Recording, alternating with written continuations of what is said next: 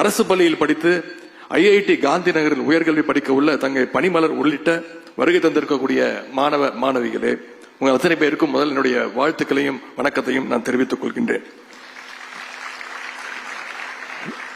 நம்முடைய மாண்பு முதலமைச்சர் அவர்கள் தமிழ்நாடு மாநில கல்விக் கொள்கையை வெளியிடுகின்ற இந்த வரலாற்று சிறப்புமிக்க நிகழ்ச்சியில் உங்களோடு சேர்ந்து பங்கெடுப்பதை என்னுடைய வாழ்நாள் பெருமைகள் ஒன்றாக நான் கருதுகின்றேன். மாநில கல்வி முறையில் அரசு பள்ளிகளில் படித்து ஐஐடி தொடங்கி பல முதன்மை உயர்கல்வி நிறுவனங்களை வரை அட்மிஷன் பெற்றுள்ள மாணவர்களை இங்கே பாராட்டி கொண்டிருக்கிறோம். இது சாதாரண நிகழ்ச்சி கிடையாது. நம்முடைய மாண்பு முதலமைச்சர் அவர்கள் தலைமையில் நடைபெறுகின்ற தமிழ்நாட்டுடைய கல்வி திருவிழான்னு சொல்லலாம். இன்னும் சொல்லப்போனா அறிவு திருவிழா என்று சொன்னால் அது மிக மிக பொருத்தமாக இருக்கும்.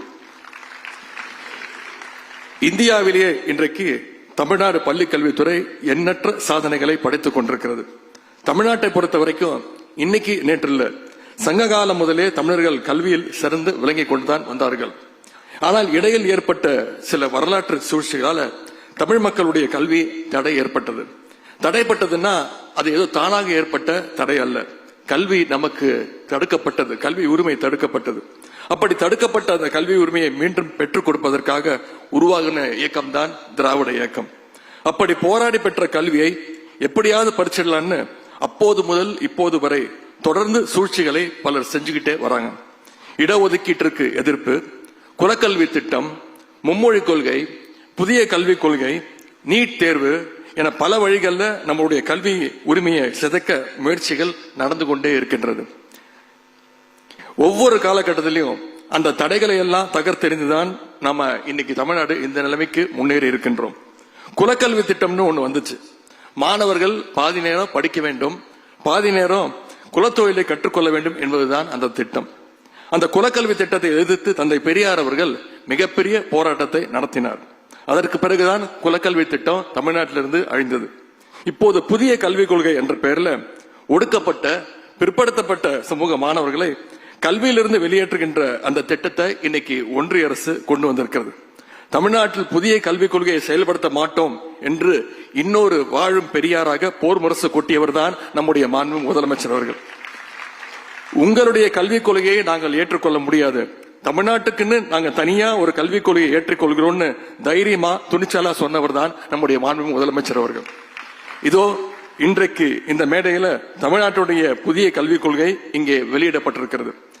சமீபத்தில் இதே அரங்கத்தில் நம்முடைய பள்ளி கல்வித்துறை அமைச்சர் அவர்கள் அன்பில் மகேஷ் பொய்யாமொழி அவர்கள் எழுதிய ஒரு நூல், அதுதான் தேசிய கல்விக் கொள்கை என்னும் மத யானை என்ற நூலை நம்முடைய முதலமைச்சர் அவர்கள் தான் வெளியிட்டாங்க. அந்த நிகழ்ச்சியில நம்முடைய அமைச்சர் அன்பில் மகேஷ் பொய்யாமொழி அவர்கள் முதலமைச்சர் அவர்களுக்கு மதம் பிடித்த யானையை அடக்குவதன் அடையாளமாக ஒரு அங்குசத்தை நினைவு பரிசாக கொடுத்தார். அந்த அங்குசம் வெறும் அடையாளம் மட்டும்தான். இன்னைக்கு வெளியிடப்பட்டிருக்கிற இந்த தமிழ்நாடு கல்விக் கொள்கை என்பதுதான் உண்மையான அங்குசம். மதம் பிடித்து தமிழ்நாட்டுடைய கல்வியை அழிக்க துடிப்போரை அடக்குவதற்கான அங்குசம் தான் இந்த மாநில கல்விக் கொள்கை. புதிய தேசிய கல்விக் கொள்கையின்படி மும்மொழி கொள்கையை ஏற்றுக்கொள்ள வேண்டும் என்று ஒன்றிய கல்வி அமைச்சர் சொன்னார்.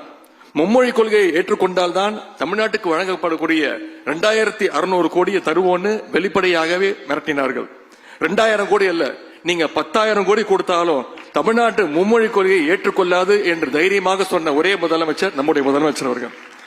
எந்த ஒரு மொழியாக இருந்தாலும் அதை கட்டாயப்படுத்தி திணிப்பதை தமிழ்நாட்டு மக்கள் ஒருபோதும் ஏற்றுக்கொள்ள மாட்டார்கள். இதுதான் தமிழ்நாட்டு மண்ணுடைய வரலாறு. நம்முடைய முதலமைச்சர் அவர்கள் இங்கே தொடங்கி வைத்த மொழி உரிமை போரை மகாராஷ்டிரா வரைக்கும் பரவுச்சு. அங்கே நடந்த மிகப்பெரிய ஒரு போராட்டத்தால அந்த மாநில மக்கள் அரசு மும்மொழி கொள்கையை திரும்ப பெற்றது. இப்படி எல்லா மாநிலங்களும் விழிப்புணர்வு பெறும்போது ஒன்றிய அரசே மும்மொழி கொள்கையை கைவிட வேண்டிய கட்டாய சூழ்நிலை கண்டிப்பாக உருவாகும். இந்திய அரசியலமைப்பு சட்டத்தில் கல்வி என்பது மாநில பட்டியலில் தான் இருந்தது, ஸ்டேட் லிஸ்ட்ல தான் இருந்துச்சு. பிறகு அதனை கன்கரண்ட் லிஸ்ட் என்று சொல்லப்படுகின்ற ஒத்திசைவு பட்டியலில் அது சேர்த்தாங்க. இதன் காரணமாகத்தான் தமிழ்நாட்டுடைய கல்வி உரிமை மீது பல முனையில் இருந்து இன்னைக்கு தாக்குதல் நடந்து கொண்டிருக்கின்றன. எங்களுக்கான கல்வியை நாங்களே முடிவு செய்து கொள்கிறோம் என்ற மாநில உரிமையை நிலைநாட்ட கல்வி மீண்டும் மாநில பட்டியலுக்கு கொண்டு வரப்பட வேண்டும். இதற்கான தொடக்கமாகத்தான் தமிழ்நாடு மாநில கல்வி கொள்கையை நான் பார்க்கின்றேன். அதே போல அரசு பள்ளியில படிச்சு ஐஐடி போன்ற முதன்மை உயர்கல்வி நிறுவனங்களை சேர்ந்திருக்கக்கூடிய மாணவர்களுக்கு இங்கே பாராட்டு விழாவும் நடந்து கொண்டிருக்கிறது. நண்பர் மகேஷ்ட நான் பேசிட்டு இருக்கும்போது கேட்டேன், இந்த மாணவர்களை பத்தி சொல்லு அப்படின்னு. இப்ப சொன்னார், குறிப்பா திருவண்ணாமலை மாவட்டம் கரிக்கிலாம்பாடி கிராமத்தைச் சேர்ந்த தம்பி சந்துரு தந்தையை இழந்தவர் பாட்டியினுடைய அரவணைப்பில் அரசு பள்ளியில படிச்சு ஜேஇ கிளியர் செய்து இன்றைக்கு உத்தரகாண்டில் உள்ள ஐஐடி ரூர்க்கியில் சேர்ந்திருக்கிறார். அவருக்கு நம்முடைய பாராட்டுகளை தெரிவிப்போம்.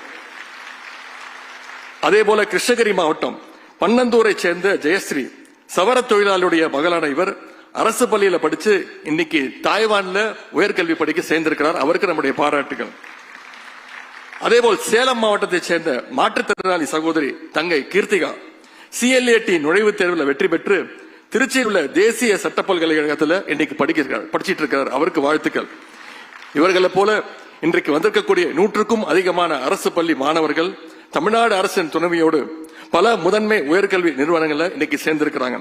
இவர்கள் அடுத்தடுத்து வர இருக்கக்கூடிய மாணவர்களுக்கு ஒரு சிறந்த ரோல் மாடல்களாக நீங்க எத்தனை பேரும் திகழ்ந்து கொண்டிருக்கிறீங்க. தமிழ்நாட்டு மாணவர்களுக்கு நாங்கள் சொல்ல விரும்புவதெல்லாம் ஒன்றுதான், நீங்கள் படிப்பதில் கவனம் செலுத்துங்கள், அதே நேரத்தில் விளையாட்டிலும் தாராளமாக ஈடுபடுங்கள். உங்களுக்கு தேவையான எல்லா உதவிகளையும் நம்முடைய முதலமைச்சர் அவர்கள் பார்த்து செய்வார்.